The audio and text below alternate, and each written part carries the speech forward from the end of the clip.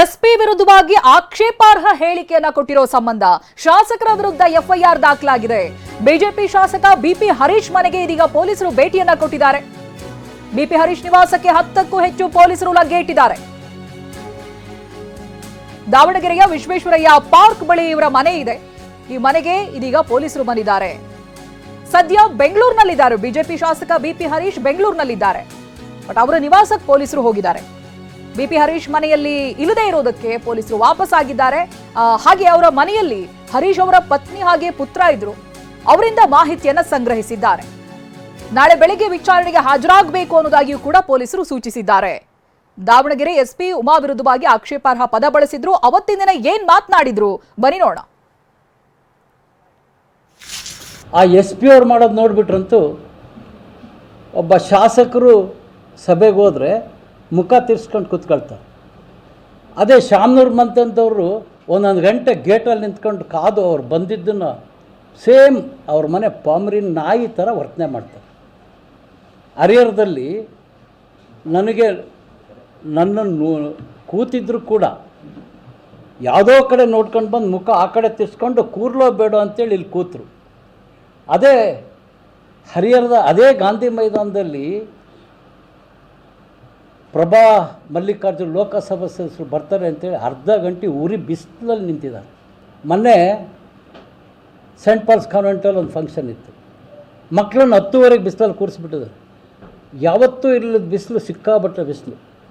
ಮಾತಾಯಿ 12:15 ಬಂದರು. ನನಗೆ ಹರಿಹರದಲ್ಲಿ ಕಾರ್ಯಕ್ರಮ ಇದೆ ಅಂತೇಳಿ ನಾನು ಕೈ ಮುಗಿದು ಹೋದೆ. ಅಲ್ಲೂ ಏನಾದರೂ ಎಸ್ ಪಿ ಅವ್ರು ಇದ್ದಿದ್ದರೆ ಮಕ್ಕಳಿಗೆ ನೆಲದಲ್ಲಿ ಕೂತರು, ಇವರು 1.5 ಗಂಟೆ ಬಿಸಿಲಲ್ಲಿ ಗೇಟಲ್ಲಿ ಕಾಯ್ತಾಯಿದ್ರು. ಯಾಕೆ? ನಾನು ಒಬ್ಬ ಶಾಸಕ, ಅವರು ಒಬ್ಬ ಲೋಕಸಭಾ ಸದಸ್ಯರು, ಎಲ್ಲರೂ ಒಂದೇ. ಅವ್ರಿಗೆ ಅವ್ರೇನೋ ಅಂದ್ಕೊಂಡಿದ್ದಾರೆ ಶ್ರೀಮಂತರು. ಮತ್ತು ಆ ಎಸ್ ಪಿ ಅವ್ರು ಮಾಡೋದು ನೋಡಿಬಿಟ್ರಂತೂ ಒಬ್ಬ ಶಾಸಕರು ಸಭೆಗೆ ಹೋದರೆ ಮುಖ ತಿರ್ಸ್ಕೊಂಡು ಕೂತ್ಕೊಳ್ತಾರೆ. ಅದೇ ಶಾಮನೂರು ಮಂತಂತವರು ಒಂದೊಂದು ಗಂಟೆ ಗೇಟಲ್ಲಿ ನಿಂತ್ಕೊಂಡು ಕಾದು ಅವ್ರು ಬಂದಿದ್ದನ್ನು ಸೇಮ್ ಅವ್ರ ಮನೆ ಪಾಮರಿನ ನಾಯಿ ಥರ ವರ್ತನೆ ಮಾಡ್ತಾರೆ. ಆ ಎಸ್ ಪಿ ಅವ್ರು ಮಾಡೋದು ನೋಡಿಬಿಟ್ರಂತೂ. ಪ್ರತಿನಿಧಿ ಬಸವರಾಜ್ ಇದಕ್ಕೆ ಸಂಬಂಧಪಟ್ಟಾಗಿ ಮಾಹಿತಿಯನ್ನ ಕೊಡ್ತಾರೆ. ಬಸವರಾಜ್, ಏನೇನಾಗಿದೆ ಈ ಹೇಳಿಕೆಯನ್ನ ಕೊಟ್ಟ ನಂತರದಲ್ಲಿ ಇದೀಗ ಪೊಲೀಸರು ಕೂಡ ಅವ್ರ ಮನೆಗೆ ಹೋಗಿದ್ರು ಅನ್ನೋದು ಗೊತ್ತಾಗಿದೆ. ಯಾವತ್ತು ವಿಚಾರಣೆಗೆ ಬರಬೇಕು ಅಂತ ಹೇಳಿದಾರಂತೆ, ಏನ್ ಡೀಟೇಲ್ಸ್ ಸಿಗ್ತಾ ಇದೆ ಬಸವರಾಜ್? ಆ ಚಿತ್ರ ಇವರು ಹೇಳಿಕೆಯನ್ನು ನೀಡಿದ್ರು. ಬಿಪಿ ಹರೀಶ್ ಅವರು ಹೇಳಿಕೆ ನೀಡಿದ ನಂತರ ಜಿಲ್ಲಾ ಪೊಲೀಸ್ ವರಿಷ್ಠಾಧಿಕಾರಿ ಉಮಾ ಪ್ರಶಾಂತ್ ಅವರು ಒಂದು ಎಫ್ಐಆರ್ ಅನ್ನು ದಾಖಲು ಮಾಡಿದ್ರು ಕೆಟಿಜಿ ನಗರ ಪೊಲೀಸ್ ಠಾಣೆಯಲ್ಲಿ. ಇವರ ವಿರುದ್ಧ ಸರ್ಕಾರಿ ಕರ್ತವ್ಯಕ್ಕೆ ಅಡ್ಡಿ ಮತ್ತು ಹೆಣ್ಣು ಮಕ್ಕಳ ಒಂದು ಕರ್ತವ್ಯನು ಅವರ ಒಂದು ವ್ಯಕ್ತಿತ್ವಕ್ಕೆ ಕೊಂದಿರ್ತಕ್ಕಂಥ ಪ್ರಯತ್ನವನ್ನು ಮಾಡಿದ್ದಾರೆ ಅಂತಕ್ಕಂಥ ಒಂದು ಏನು ಕಲಂಗಳನ್ನು ಹಾಕಿ ಒಂದು ಎಫ್ಐಆರ್ ಅನ್ನು ಮಾಡಿದ್ರು. ಎಫ್ಐಆರ್ ದಾಖಲಾದ ನಂತರ ಅಲ್ಲಿ ಅದೇ ದಿನ ಇವರು ಹೇಳಿಕೆ ನೀಡಿದ ದಿನ ಬೆಂಗಳೂರಿಗೆ ಹೋಗಿರ್ತಕ್ಕಂಥದ್ದು. ಅದಾದ ಬಳಿಕ ನಿನ್ನೆ ರಾತ್ರಿ ಒಂದು 8 ಗಂಟೆ ಸುಮಾರಿಗೆ ಕೆಟಿಜಿ ನಗರ ಪೊಲೀಸ್ ಒಂದು 10 ಜನದ ತಂಡ ಒಂದು ಸುನೀಲ್ ಕುಮಾರ್ ಇನ್ಸ್ಪೆಕ್ಟರ್ ನೇತೃತ್ವದಲ್ಲಿ ಅವ್ರ ಮನೆಗೆ ಭೇಟಿ ನೀಡಿತ್ತು. ಭೇಟಿ ನೀಡಿದ ಹಿನ್ನೆಲೆ ಅವ್ರ ಮನೆಯಲ್ಲಿ ಇಲ್ಲ ಎಂಬತಕ್ಕಂಥ ಖಚಿತಪಡಿಸಿಕೊಂಡ ಹಿನ್ನೆಲೆಯಲ್ಲಿ ಅವರಿಗೆ ಕುಟುಂಬದ ಸದಸ್ಯರಿಗೆ ನಾಳೆ ಒಂದು 11 ಗಂಟೆಗೆ ಬಂದು ವಿಚಾರಣೆಗೆ ಹಾಜರಾಗಬೇಕೆಂಬತಕ್ಕಂಥ ಮಾಹಿತಿಯನ್ನು ಕೂಡ ಹೇಳಿದ್ರು. ಅಂದ್ರೆ ಇವತ್ತು ಅವರು ವಿಚಾರಣೆಗೆ ಹಾಜರಾಗಬೇಕಾಗಿತ್ತು, ಅದರ ವಿಚಾರಣೆಗೆ ಹಾಜರಾಗಿಲ್ಲ. ಇದಾದ ನಂತರ ಇವತ್ತು ಗಣೇಶನ ಒಂದು ಮೆರವಣಿಗೆ ಇರ್ತಕ್ಕಂಥದ್ದು, ವಿನೋಬ್ ನಗರದ ಒಂದು ಪ್ರಸಿದ್ಧ ಗಣೇಶನ ಮೆರವಣಿಗೆ ಇರ್ತಕ್ಕಂಥದ್ದು. ಇದಾದ ನಂತರ ಇನ್ನೊಂದು ಅವರಿಗೆ ಶಾಸಕರಿಗೆ ನೋಟಿಸ್ ಅನ್ನು ಕೊಡ್ತೀವಿ ಅಂತಕ್ಕಂಥ ಮಾಹಿತಿಯನ್ನ ಪೊಲೀಸ್ ಮೂಲಗಳಿಂದ ತಿಳಿದು ಬಂದು ವಿಚಾರಣೆಗೆ ಹಾಜರಾಗಲಿಕ್ಕೆ ಅಧಿಕೃತವಾಗಿ ಒಂದು ನೋಟಿಸ್ ಅನ್ನು ಕೊಡ್ತಾ ಇರ್ತಕ್ಕಂಥದ್ದು. ಕೊಡಲು ನಾಳೆ ಅಥವಾ ನಾಡಿದ್ದು ಈ ಒಂದು ನೋಟಿಸ್ ಅನ್ನು ಕೊಡ್ತಕ್ಕಂಥ ಪ್ರಕ್ರಿಯೆ ನಡೀತಿರ್ತಕ್ಕಂಥದ್ದು. ಆದ್ರೆ ಏನು ಇಲ್ಲಿ ದಾವಣಗೆರೆಗೆ ಮಾತ್ರ ಶಾಸಕರು ಬೆಂಗಳೂರಿನಲ್ಲಿ ನೆಲೆ ನಿಂತಿತ್ತು. ಅಲ್ಲೇ ಅವರು ಏನು ಜಾಮೀನಿಗಾಗಿ ಪ್ರಯತ್ನವನ್ನು ಪಡ್ತಾ ಇದ್ದಾರೆ ಅಂತಕ್ಕಂಥ ಮಾಹಿತಿ ಕೂಡ ಲಭ್ಯ ಆಗ್ತಾ ಇರ್ತಕ್ಕಂಥದ್ದು. ಒಟ್ಟಾರೆಯಾಗಿ ಏನು ಈ ಹೇಳಿಕೆಯನ್ನು ಹೇಳಿದ ಹೇಳಿಕೆ ವಿರುದ್ಧ ದಾವಣಗೆರೆ ಕೂಡ ಪ್ರತಿಭಟನೆಗಳು, ಮಹಿಳಾ ಸಂಘಟನೆಗಳು ಕೂಡ ಪ್ರತಿಭಟನೆ ನೀಡಿರ್ತಕ್ಕಂಥದ್ದು. ವೀರಶೈವ ಮಹಾಸಭಾ ಯುವ ಘಟಕ ಕೂಡ ಈ ಒಂದು ಹೇಳಿಕೆಯನ್ನು ಖಂಡಿಸಿರ್ತಕ್ಕಂಥದ್ದು. ಹೀಗೆ ಸಾರ್ವಜನಿಕ ವಲಯದಲ್ಲಿ ಸಾಮಾಜಿಕ ಜಾಲತಾಣದಲ್ಲೂ ಕೂಡ ಒಂದು ಮಹಿಳೆಯರಾಗಿರ್ಬೋದು, ಇಲ್ಲಿನ ಕೆಲವು ನಾಯಕರಾಗಿರ್ಬೋದು ಹರೀಶ್ ಅವರ ಹೇಳಿಕೆಯನ್ನ ತೀವ್ರವಾಗಿ ಖಂಡಿಸಿರ್ತಕ್ಕಂಥದ್ದು. ಇದಲ್ಲದೆ ಈ ಹಿಂದೆ ಕೂಡ ಹಲವಾರು ಕೆಲವು ಪ್ರಕರಣಗಳಲ್ಲಿ ಕೂಡ ಇವರು ಹರೀಶ್ ಅವರು ಈ ರೀತಿಯಾದಂತ ಒಂದು ಹೇಳಿಕೆಯನ್ನು ನೀಡಿ ಒಂದು ಸುಖ ಸುಮ್ಮನೆ ಮೈ ಮೇಲೆ ಹೇಳ್ಕೊಡ್ತಾ ಇದ್ದಂತ ಆ ರೀತಿ ಆದಂತ ಅಂದ್ರೆ ಚುನಾವಣೆ ಆದ 4 ದಿನಗಳಲ್ಲಿ ಒಂದು ಏನು ಮಾದಿಗ ಸಮಾಜ ವಿರುದ್ಧ ಒಂದು ಹೇಳಿಕೆಯನ್ನು ನೀಡಿರ್ತಕ್ಕಂಥದ್ದು. ಅದು ಕೂಡ ಅವಾಗ ಕೂಡ ಜಾತಿ ಬಸವರಾಜ್, ಹಾಗೆ ಸಂಪರ್ಕದಲ್ಲಿ ಮತ್ತಷ್ಟು ಅಪ್ಡೇಟ್ ಸಿಗ್ತಾ ಇದೆ.